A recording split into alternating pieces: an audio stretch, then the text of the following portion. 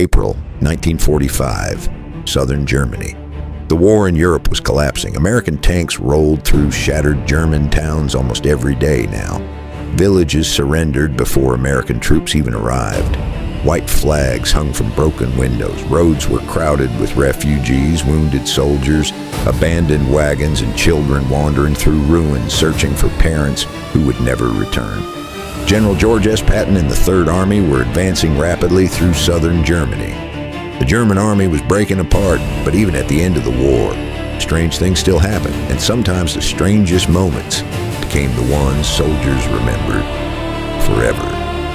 Patton sat in the front passenger seat of his Jeep, gloves folded in his lap, ivory-handled revolver at his side. The convoy moved slowly along a muddy road outside a small town near Landsberg. Burned-out trucks lined the roadside. A church steeple leaned sideways where artillery had struck it days earlier. Smoke drifted over distant hills. Patton hated moving slowly. He kept looking ahead impatiently while his driver maneuvered around shell craters and abandoned German vehicles. Then Patton noticed something strange. Near a cluster of trees stood a fenced enclosure made from rough wooden posts and barbed wire. At first glance, it looked like another temporary prisoner camp, but something felt wrong. Patton narrowed his eyes. Inside the wire were American soldiers, not German prisoners. Americans, dirty uniforms, thin faces. 40 exhausted American POWs standing silently behind the fence. And outside the gate stood a single-armed guard, German uniform, rifle ready. Patton leaned forward instantly. Stopped the Jeep. The driver slammed the brakes. Dust rose around them. Two American infantrymen riding behind the Jeep immediately reached for their weapons. Patton stepped out without waiting. The prisoners noticed him first. "General," one of them shouted. Others turned quickly. Hope spread across exhausted faces.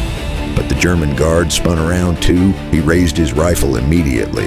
"Halt!" The voice cracked slightly. "Young, too young." Patton stopped walking. The guard held the rifle toward his chest with shaking hands. And then Patton realized something. The guard wasn't a man. He was a boy. Maybe 14, 15 at most. The uniform hung loosely from his shoulders. The sleeves were too long. His helmet kept slipping over his eyes. On his arm was a faded swastika armband. Hitler Youth insignia stitched onto the collar. The rifle looked almost too heavy for him to carry. But it was pointed directly at General Patton. Behind the wire, American prisoners watched silently. Nobody moved, nobody spoke. Patton had faced German tanks, machine gun nests, snipers, entire divisions.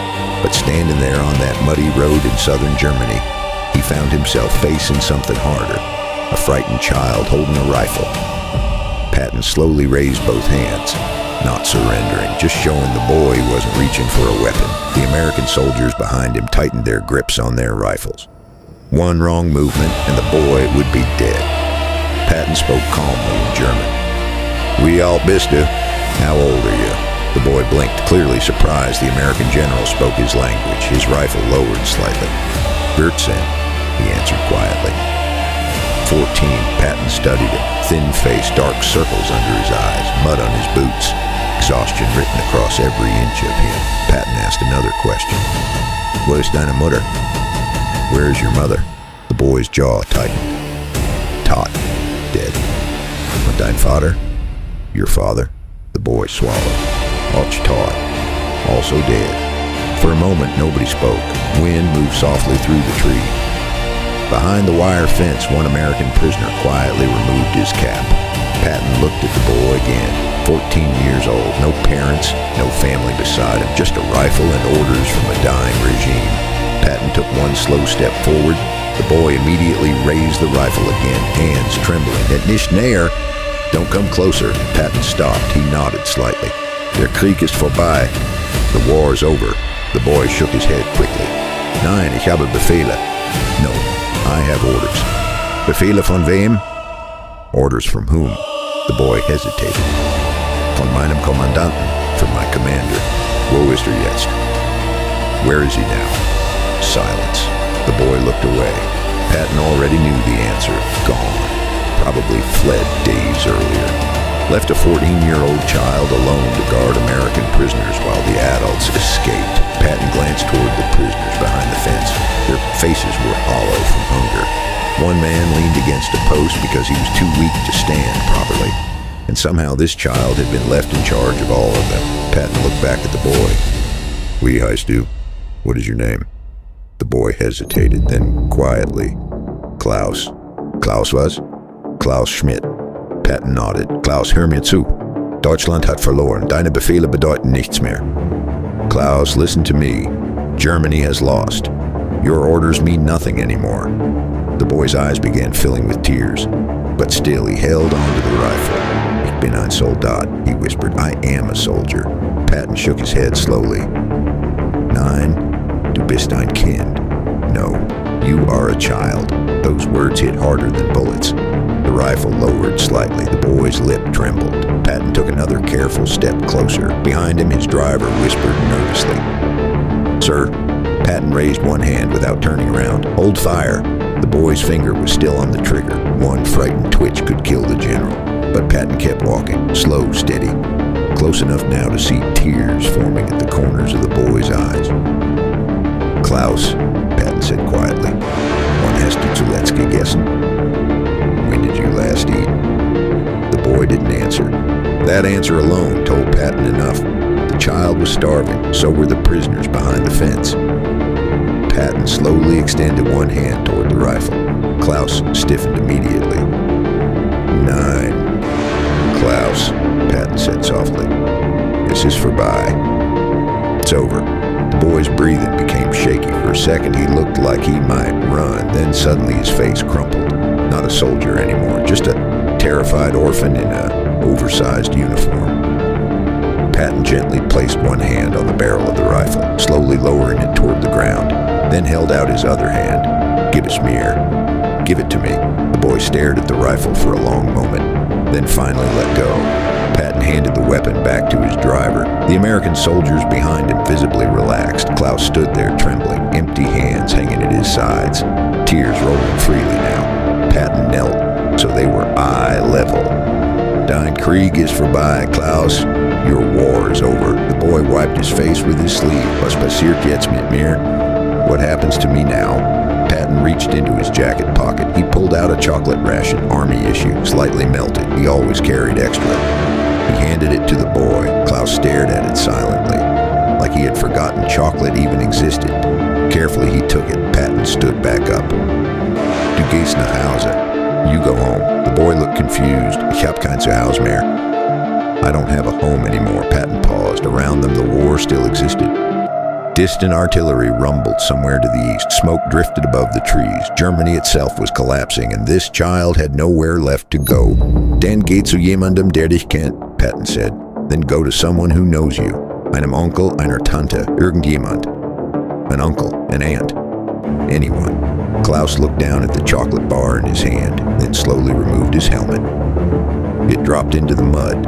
He unbuttoned the oversized field jacket, let it slide off his shoulders.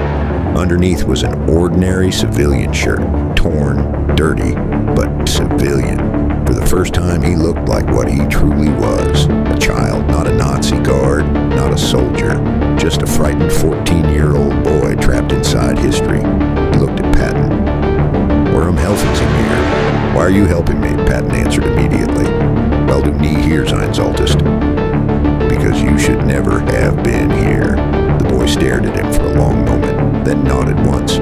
Without another word, Klaus turned and began walking down the muddy road. Then walking became running, past broken fences, past abandoned trucks, away from the camp, away from the war. Patton watched until the boy disappeared behind a hill. One of the American soldiers beside him finally spoke. "Sir, should we stop him?" Patton looked at the man. "Why?" "He's German." Patton turned back toward the road. "He's 14 years old." Patton nodded toward the prisoner camp. "Open the gate." American soldiers rushed forward. Bolt cutters snapped through the chain. The gate swung open slowly. For a moment, the prisoners didn't move, as if they couldn't believe it. Then one by one they stepped outside. Free. A sergeant approached Patton. "General Patton, sir." Patton nodded. "How long were you here?" "Almost 3 weeks, sir." "That boy guarded all of you alone?"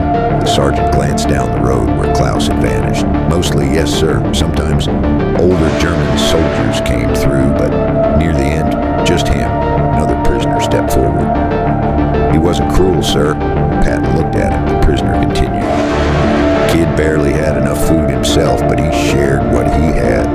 Another soldier nodded. One of our men got pneumonia. That boy ran all the way into town and found a doctor. Probably saved his life. Patton listened quietly. A child ordered to guard enemy prisoners, trying to obey, trying to survive, trying not to lose whatever humanity he still had. Patto and looked at the men. Did he ever hurt any of you? The prisoners exchanged glances, then shook their heads. No, sir. One man gave a tired smile. Honestly, sir, I think he was more scared of us than we were of him. A few exhausted chuckles spread through the group. Patton finally exhaled slowly. His driver approached. Sir, transport trucks are on the way. Good. Get these men food and water immediately. Yes, sir. Patton climbed back into the Jeep. Convoy began moving again. For several minutes, nobody spoke. Finally, the driver cleared his throat. Permission to speak freely, sir? Go ahead. That's the first German I've ever seen you let walk away. Patton stared ahead at the muddy road. That wasn't a German soldier. The driver waited. Patton continued quietly. That was a child abandoned by grown men. The Jeep rattled over another pothole. Patton looked out toward the ruined countryside. Burned farms, collapsed barns, children searching through rubble, an entire generation shattered. This war, Patton said slowly, turned boys into soldiers before they were old enough to understand what war even was. 3 weeks later, Germany surrendered. The war in Europe ended. But not every memory of the war faded with victory. Years later, after Patton's death, a letter reportedly arrived from Bavaria. It came from a school teacher named Klaus Schmidt, the same frightened boy General Patton had spared outside Landsberg. The letter read, I survived. I found my uncle after the war. I returned to school. I became a teacher. I married. I now have children and grandchildren. For many years, I was ashamed of the uniform I wore as a child. But General Patton looked at me and did not see an enemy soldier. He saw a frightened boy. That day changed my life. He gave me back the chance to become something better than a boy with a rifle. Sometimes the hardest decision in war is not whether to fight. It is deciding who the enemy truly is. On a muddy road outside Landsberg in April 1945, General Patton faced a child holding a rifle. And instead of seeing a target, he chose to see a 14-year-old boy who had already lost everything. Subscribe for more World War II stories about Patton, and maybe that was victory too.